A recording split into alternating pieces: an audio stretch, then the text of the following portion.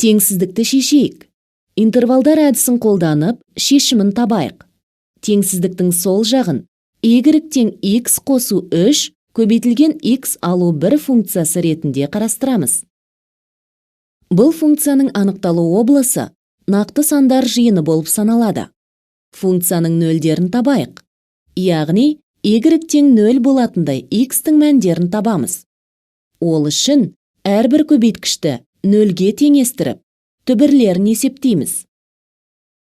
Осыдан x минус 3-ке және x 1-ге тең. Таңба тұрақтылық аралықтарын көрсетейік. Ол үшін табылған түбірлерді x осінде белгілейміз.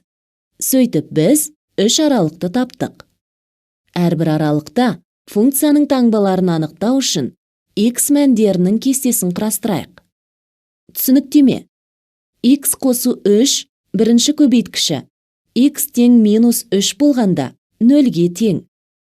Сондықтан минус 3-тің астына m1 көбейткіштің жолына 0 деп жазамыз.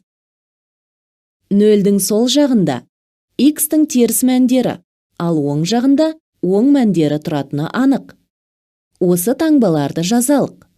Енді графиктің шамамен алынған түрін оңайсыз аламыз. Бұл x осымен минус 3 және 1 нүктелерінде қиылысатын қисық. Ендеше осы аралыққа кіретін сандар теңсіздігіміздің шешімі болады. Яғни, x минус 3 пен 1-дің аралығында жатады.